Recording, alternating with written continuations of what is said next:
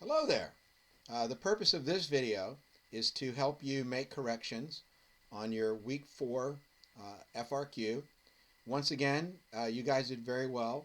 Some of you may have recognized this question. I used um, another version of it earlier in the year. We did some practice in class.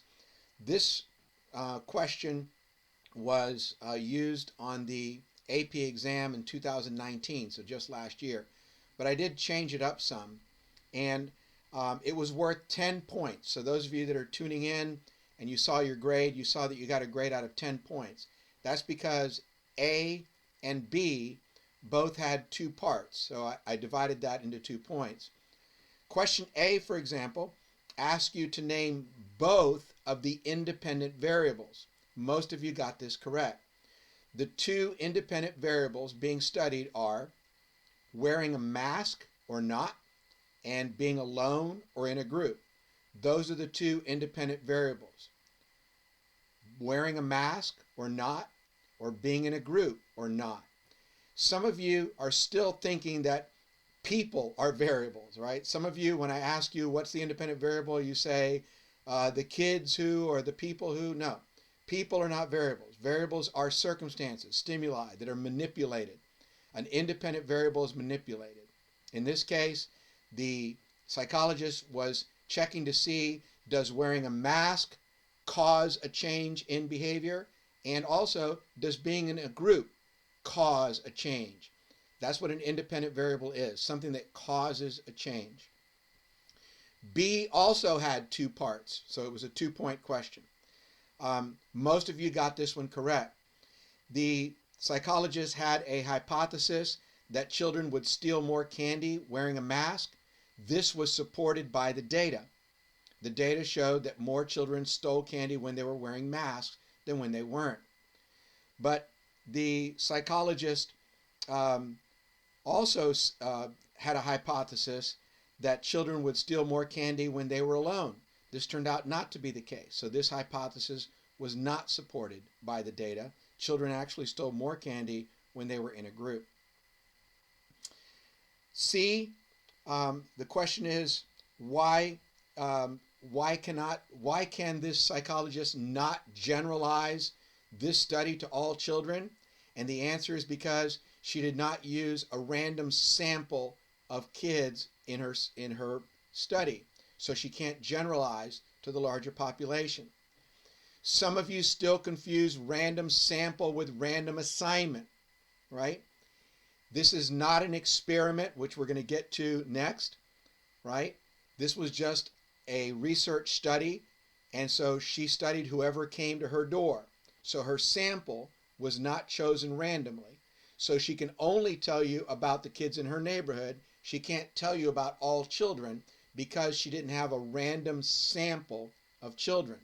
Now, D, why isn't this an experiment? And the answer to this has something to do with random assignment. She didn't have control and experimental groups that were randomly assigned, right?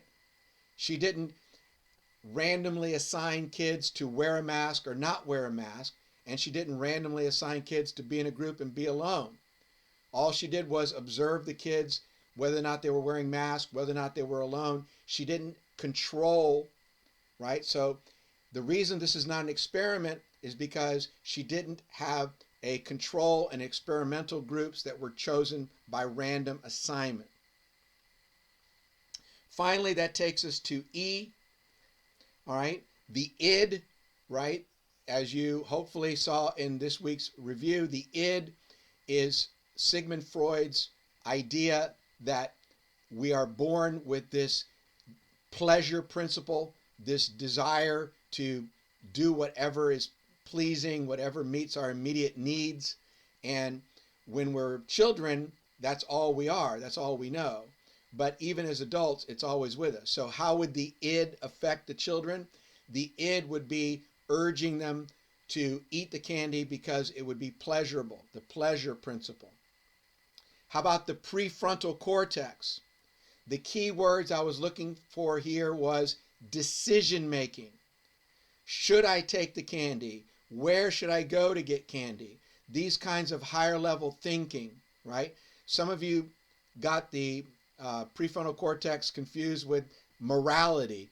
And some of you focus too much on personality. Those are also associated with the prefrontal cortex.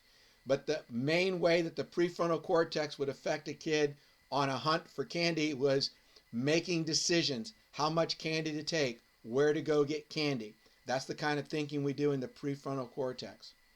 And lastly, Kohlberg. Kohlberg, pre-conventional, conventional, post-conventional. The word conventional means rules of society. When you're little and you're in pre-conventional, you don't even really know the rules of society. You only know that some things get punished and some things get rewarded, kind of like your dog knows, right? So how would kids be influenced by the pre-conventional stage of morality? Kids would be influenced to either take the candy or not based on the prospects of getting rewarded and punished, right? So pre-conventional means that the children are focused strictly on making decisions based on what's going to be punished, what's going to be rewarded. I hope that helps you. Remember to submit your corrections directly into an EDSB message.